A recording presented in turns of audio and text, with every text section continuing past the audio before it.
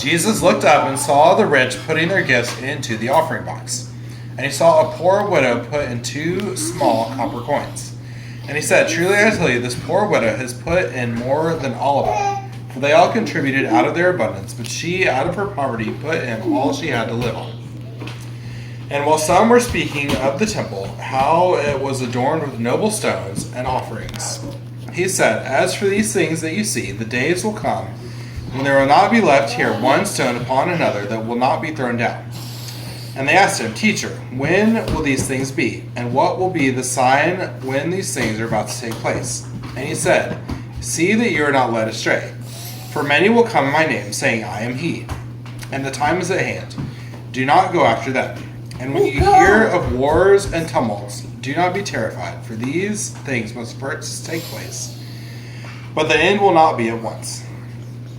Then he said to them, "Nation will rise against nation, and kingdom against kingdom. There will be great earthquakes, and in various places famines and pestilences. And there will be terrors and great signs from heaven.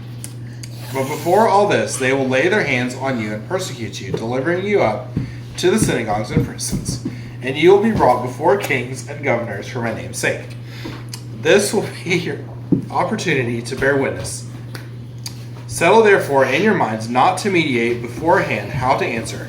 For I will give you a mouth and wisdom, which none of your adversaries will be able to withstand or contradict. You will be delivered up even by parents and brothers and relatives and friends, and some of you they will put to death. You will be hated by all for my name's sake. But not a hair of your head will perish. By your endurance you will gain your lives. But when you see Jerusalem surrounded by armies, then know that its desolation has come near. Then let those who are in Judea flee to the mountains, and those who are inside the city depart. And let not those who are out in the country enter it. For these are days of vengeance, to fulfill all that is written. Alas, for women who are pregnant, and for those who are nursing infants in those days. For there will be great distress upon the earth, and wrath against this people. They will fall by the edge of the sword, and be led captive among all nations. And Jerusalem will be trampled underfoot by the Gentiles, until the times of the Gentiles are fulfilled. And there will be signs in sun and moon and stars, and on the earth distress of nations and perplexity, because of the roaring of the sea and the waves. People fainting with fear and the foreboding of what is coming on the world. For the powers of the heavens will be shaken, and then they will see the Son of Man coming in a cloud, with power and great glory. Now, when these things begin to take place, straighten up and raise your heads, because your redemption is drawing near."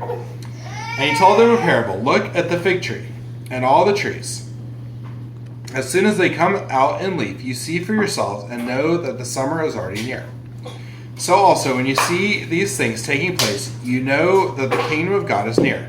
Truly I say to you, this generation will not pass away until all has taken place. Heaven and earth will pass away, but my words will not pass away.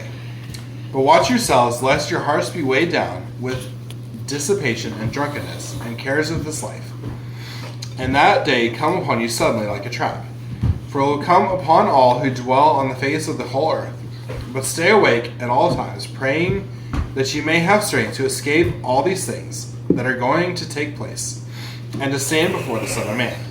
And every day he was teaching in the temple, but at night he went out and lodged on the mountain called Olivet. And early in the morning all the people came to him in the temple to hear him. This is the word of the Lord. Thanks be to God.